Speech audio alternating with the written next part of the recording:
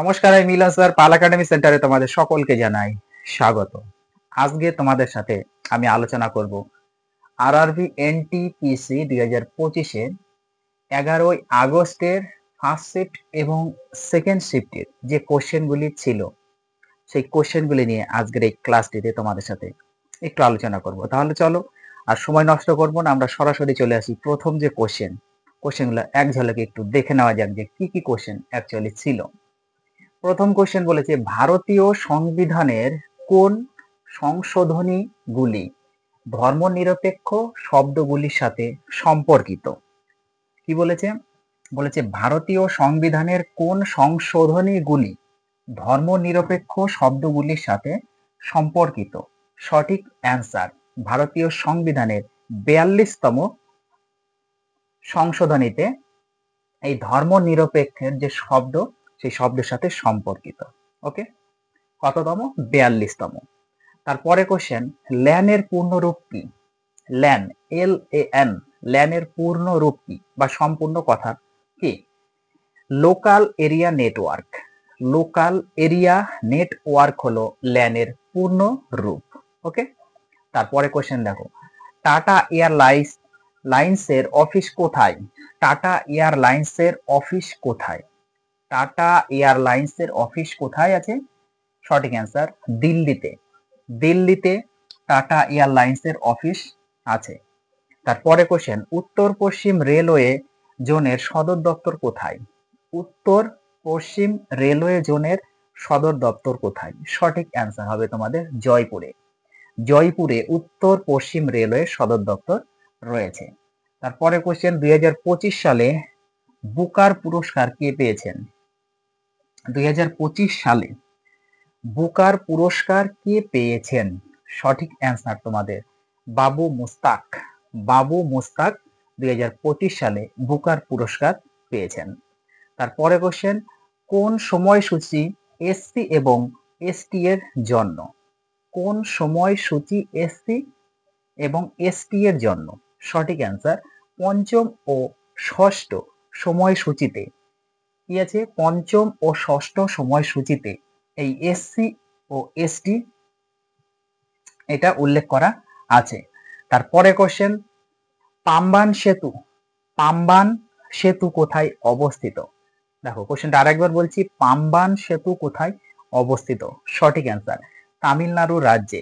তামিলনাড়ু রাজ্যে এই পাম্বান সেতু অবস্থান করেছে। তারপরে question control plus S, Ctrl plus S ব্যবহার কিসে করা হয়? Ctrl means control plus S ব্যবহার কিসে করা হয়? সঠিক অ্যান্সার হচ্ছে ফাইল সংরক্ষণ করতে বা ফাইল সংরক্ষণ করণে। ফাইল সংরক্ষণ করতে বা ফাইল সংরক্ষণ করণে কন্ট্রোল প্লাস এস ব্যবহার করা হয়ে থাকে। তারপরে কোশ্চেন অপারেশন সিন্দুরের কোন ক্ষেপণাস্ত্র ব্যবহার করা হয়েছিল? অপারেশন সিন্দুরে কোন ক্ষেপণাস্ত্র ব্যবহার করা হয়েছিল? সঠিক অ্যান্সার শঙ্কম শৈল। শঙ্কম শৈল যে ক্ষেপণাস্ত্রটা সেই ক্ষেপণাস্ত্র ব্যবহার করা হয়েছিল অপারেশন সিন্দুরে। তারপরে কোশ্চেন হু হু এর সদর দপ্তর কোথায়? হু এর সদর দপ্তর কোথায়? আশা করি এই প্রশ্নের অ্যান্সার সকলেই তোমরা জানো যে WHO এর সদর দপ্তর হচ্ছে জেনেভাতে। জেনেভাতে এর সদর দপ্তর রয়েছে। ওকে, তারপরে কোশ্চেন দেখো কি বলেছে, আমরা পরে কোশ্চেনে একটু চোখ রাখি। দেখো পরে কোশ্চেনে বলেছে যে 2024 সালের জন্য বর্ষসেরা ক্রিকেটার পুরস্কার কাকে দেওয়া হয়েছিল? 2024 সালের জন্য বর্ষসেরা ক্রিকেটার পুরস্কার কাকে দেওয়া হয়েছিল? সঠিক অ্যান্সার জসপ্রীত বুমরা। জসপ্রীত বুমরাকে 2024 সালের জন্য বর্ষসেরা ক্রিকেটার পুরস্কার দেওয়া হয়েছিল। তারপরে কোশ্চেন দেখো 2023 থেকে 2024 সালে কোন রাজ্য সম্পূর্ণ শিক্ষিত ছিল? 2023 সাল থেকে 2024 সালে কোন রাজ্য সম্পূর্ণ শিক্ষিত ছিল? সঠিক অ্যান্সার মিজোরাম। মিজোরাম যে রাজ্য, মিজোরাম রাজ্য 2023 থেকে 2024 সালে সবচেয়ে বেশি শিক্ষিত ছিল। তারপরে কোশ্চেন পঞ্চায়েত নির্বাচনে প্রার্থীদের ন্যূনতম বয়স সীমা কত? পঞ্চায়েত নির্বাচনে প্রার্থীদের ন্যূনতম বয়স সীমা হতে হবে 21 বছর, অর্থাৎ 21 বছর হলেই পঞ্চায়েত নির্বাচনে প্রার্থীরা দাঁড়াতে পারবেন। তারপরে কোশ্চেন, আলাউদ্দিন খলজির বা খিলজির দরবারে অর্থমন্ত্রীকে কি বলা হতো? আলাউদ্দিন খলজি বা খিলজির দরবারে অর্থমন্ত্রীকে কি বলা হতো? সঠিক অ্যান্সার উজির ই মাল। উজির ই মাল বা ওয়াকিল ইদার। আরেকবার বলছি কোশ্চেনটি, আলাউদ্দিন খলজির বা খিলজির দরবারে অর্থমন্ত্রীকে কি বলা হতো? সঠিক অ্যান্সার উজির ই মাল। উজির ই মাল বা ওয়াকিল ই দার বলা হতো। ওকে, তারপরে কোশ্চেন, 2025 সালে কতটি জেলায় নিরাপত্তা মক ড্রিল অনুষ্ঠিত হয়েছিল? আরেকবার রিপিট করছি, 2025 সালে কতটি জেলায় নিরাপত্তা মক ড্রিল অনুষ্ঠিত হয়েছিল? সঠিক অ্যান্সার 7ই মে 2025 সালে। 7ই মে 2025 সালে 244টি জেলাতে, 244টি জেলাতে এই নিরাপত্তা মক ড্রিল অনুষ্ঠিত হয়েছিল। ওকে, তারপরে কোশ্চেন, কোন অনুচ্ছেদে ওয়ার্ল্ড কমিটি গঠন এবং কাঠামোর কথা উল্লেখ আছে? কোন অনুচ্ছেদে ওয়ার্ল্ড কমিটি গঠন এবং কাঠামোর কথা উল্লেখ আছে? সঠিক অ্যান্সার সংবিধানের 243 নাম্বার বা 243 অনুচ্ছেদে এই ওয়ার্ল্ড কমিটি গঠনের এবং কাঠামোর কথা উল্লেখ আছে। ওকে, তারপরে কোশ্চেন, রামকৃষ্ণ মিশন কে প্রতিষ্ঠা করেছিলেন? আশা করি এই প্রশ্নের অ্যান্সার তোমরা সকলেই জানো যে রামকৃষ্ণ মিশনকে প্রতিষ্ঠা করেছিলেন। সঠিক অ্যান্সার স্বামী বিবেকানন্দ। স্বামী বিবেকানন্দ রামকৃষ্ণ মিশন প্রতিষ্ঠা করেছিলেন। ক্লিয়ার? তারপরে কোশ্চেন দেখো, তারপরে কোশ্চেন কি বলেছে দেখো, পরে কোশ্চেন বলেছে যে ভারত ছাড়ো আন্দোলন কখন হয়েছিল? ভারত ছাড়ো আন্দোলন কখন হয়েছিল? সঠিক অ্যান্সার 1942 সালে, 1942। 1942 সালে ভারত ছাড়ো আন্দোলন হয়েছিল। ওকে, তারপরে কোশ্চেন দেখো, দিল্লিতে কয়টি বিধানসভা আসন রয়েছে? দিল্লিতে কয়টি বিধানসভা আসন রয়েছে? সঠিক অ্যান্সার 70টি। 70টি বিধানসভা আসন রয়েছে দিল্লিতে। ওকে, তারপরে কোশ্চেন, উদয় যোজনার পূর্ণ রূপ কি? উদয় যোজনার পূর্ণ রূপ কি? আজকে জেনে নাও যে উদয় যোজনার পূর্ণ রূপ হচ্ছে উজ্জ্বল ডিকসাম আশ্বাস যোজনা। উদয় যোজনা তাহলে পূর্ণরূপ কি জানা গেল? উদয় যোজনা পূর্ণরূপ হলো উজ্জ্বল ডিকসাম আশ্বাস যোজনা। ওকে, তারপরে কোশ্চেন, আইকেইএ, আইকেইএ কোন দেশের কোম্পানি? আইকেইএ কোন দেশের কোম্পানি? এই প্রশ্নের সঠিক অ্যান্সার সুইডেন। সুইডেনের কোম্পানি হচ্ছে আইকেইএ। ওকে, তারপরে কোশ্চেন, কম্বোডিয়া এবং থাইল্যান্ড, কম্বোডিয়া এবং থাইল্যান্ড তাদের সংঘাতের বিষয়ে জাতিসংঘের কোন সংস্থার কাছে আবেদন করেছিলেন? দেখো কোশ্চেনটি আরেকবার রিপিট করছি, কম্বোডিয়া এবং থাইল্যান্ড তাদের সংঘাতের বিষয়ে জাতিসংঘের কোন সংস্থার কাছে আবেদন করেছিলেন? সঠিক অ্যান্সার ইউএনএসসি। ইউএনএসসি এর কাছে তারা আবেদন করেছিলেন। ওকে, তারপরে কোশ্চেন, 2025 সালে ভারতের গড় আয়ু কত? দেখো 2025 সালে ভারতের গড় আয়ু কত? ওয়ার্ল্ড মিটারের তথ্য অনুসারে, ওয়ার্ল্ড মিটারের তথ্য অনুসারে 2025 সালে ভারতের গড় আয়ু 72.48 বছর। ওকে, এই প্রশ্নের সঠিক অ্যান্সার হচ্ছে 72.48 বছর। কিন্তু এর থেকে আরেকটু আমাদের ডিটেলস জেনে নেওয়া দরকার। ওয়ার্ল্ড মিটারের তথ্য অনুসারে 2025 সালে ভারতের গড় আয়ু হচ্ছে 72.48 বছর, যার মধ্যে নারী প্রায় 74.13, নারী মহিলারা 74.13 বছর এবং পুরুষেরা প্রায় 70.95 বছর বেঁচে থাকবে আশা করা হচ্ছে। ওকে, মানে মহিলারা 74.13 বছর এবং পুরুষেরা 70.95 বছর বেঁচে থাকবে এটা আশা করা হচ্ছে। ক্লিয়ার? তারপরে question, servants of India society কে প্রতিষ্ঠা করেন? সার্ভেন্টস অফ ইন্ডিয়া সোসাইটি কে প্রতিষ্ঠা করেন? সঠিক অ্যান্সার গোপাল কৃষ্ণ গোখলে। গোপাল কৃষ্ণ গোখলে কি করেছেন? সার্ভেন্টস অফ ইন্ডিয়া সোসাইটি প্রতিষ্ঠা করেছেন। তারপরে কোশ্চেন, একটি ঐতিহ্যবাহী উপজাতির নৃত্য হলো, একটি ঐতিহ্যবাহী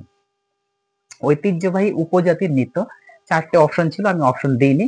তো এই প্রশ্নের সঠিক অ্যান্সার তোমাদের অপশনগুলির মধ্যে হবে গু সা দি, গু সা দি। ওকে, তাহলে একটি ঐতিহ্যবাহী উপজাতীয় নৃত্য হলো হচ্ছে গুসাদি, গুসাদি হচ্ছে আমাদের সঠিক অ্যান্সার। ওকে, তারপরে কোশ্চেন দেখো, তারপরে কোশ্চেনে কি বলেছে দেখো, পরে কোশ্চেনে একটু চোখ রাখো। পরে কোশ্চেনে বলেছে যে উত্তর পশ্চিম ভারতে শুষ্ক বায়ুচাপের প্রধান কারণ কি?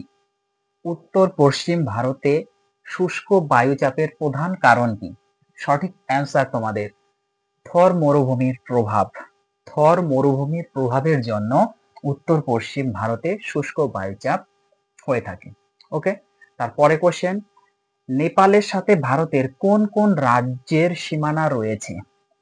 নেপাল যে দেশ, সেই নেপাল দেশের সাথে ভারতের কোন কোন রাজ্যের সীমানা রয়েছে?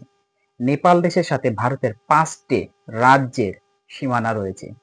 5টি রাজ্য কি কি জেনে নাও। উত্তরাখণ্ড, উত্তরপ্রদেশ, বিহার, পশ্চিমবঙ্গ ও সিকিম।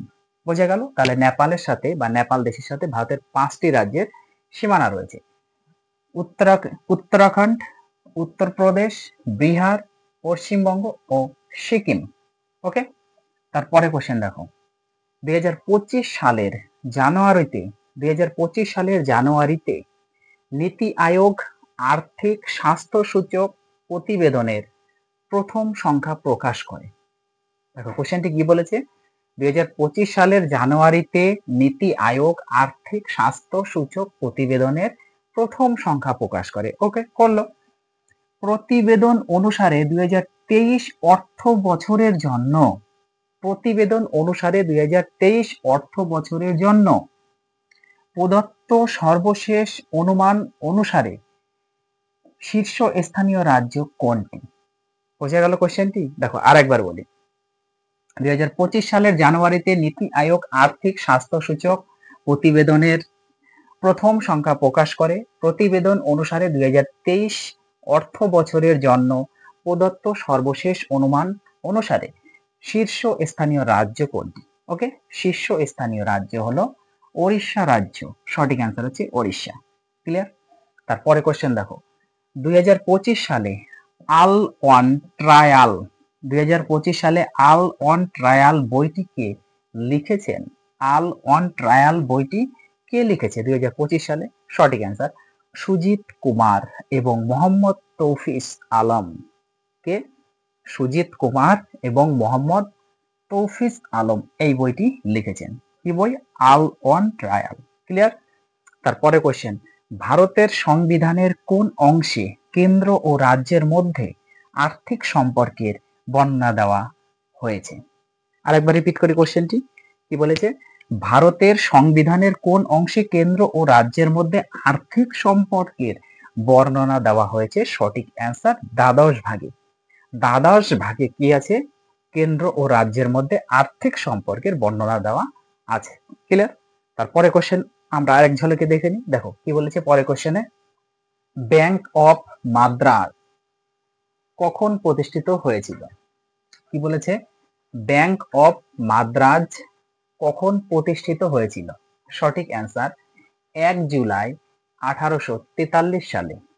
1 জুলাই 1843 সালে ব্যাংক অফ মাদ্রাজ প্রতিষ্ঠিত হয়েছিল। ক্লিয়ার?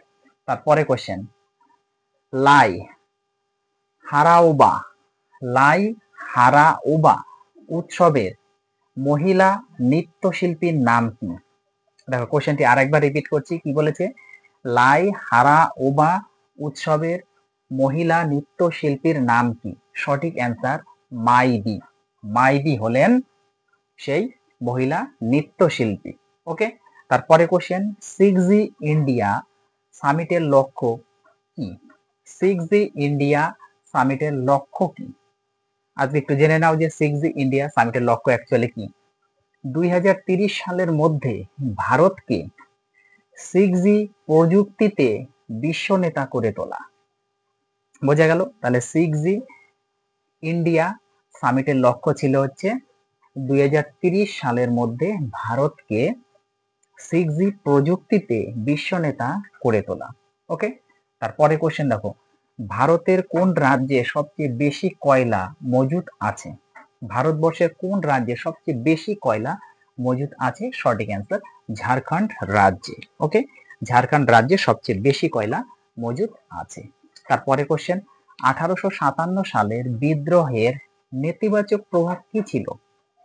1857 সালের বিদ্রোহের নেতিবাচক প্রভাব কি ছিল? সঠিক অ্যান্সার ব্রিটিশ সরকারের দমনমূলক নীতি। ব্রিটিশ সরকারের দমনমূলক নীতি ছিল 1857 সালের বিদ্রোহের নেতিবাচক প্রভাব। ওকে, তারপরে কোশ্চেন, নিচের কোনটি অ্যাসিডের সম্পর্ক ছিল না? নিচের কোনটি অ্যাসিডের সম্পর্ক ছিল না? দেখো, অপশন নাম্বার 1 বলেছে H প্লাস নীল লিটমাস লাল হয়ে যায়। অপশন 2 তে বলেছে D প্লাস নীল লিটমাস লাল হয়ে যায়। অপশন 3 তে বলেছে L প্লাস নীল লিটমাস লাল হয়ে যায়। অপশন 4 এ বলেছে S প্লাস নীল লিটমাস লাল হয়ে যায়। তাহলে এই প্রশ্নের সঠিক অ্যান্সার হয়ে যাবে, বলেছে নিচের কোনটি অ্যাসিডের সম্পর্ক ছিল না? অপশন নাম্বার 1 H প্লাস নীল লিটমাস লাল হয়ে যায়, এটা অ্যাসিডের সম্পর্ক ছিল না। ওকে, আজকের তোমাদের লাস্ট কোশ্চেন কি বলেছে, মডারেটররা কিভাবে স্বাধীনতা দাবি করেছিলেন? মডারেটররা কিভাবে স্বাধীনতা দাবি করেছিলেন? সঠিক অ্যান্সার ব্রিটিশ পার্লামেন্টের আপিল দ্বারা। ব্রিটিশ পার্লামেন্টের আপিল দ্বারা মডারেটররা স্বাধীনতা অর্জন করেছিলেন বা স্বাধীনতা দাবি করেছিলেন। ওকে, তাহলে এই ছিল তোমাদের 11ই আগস্টের ফার্স্ট শিফট এবং সেকেন্ড শিফটের যে কোশ্চেনগুলি আমি অ্যাকচুয়ালি পেয়েছি, তার প্রত্যেকটি কোশ্চেন আমি এখানে একটু আলোচনা করলাম। তাহলে তোমরা এই কোশ্চেনগুলো একটু রিভাইজ করো, আমি আবার আসবো পরবর্তী পার্টে। আজকের মতো এখানে শেষ করব।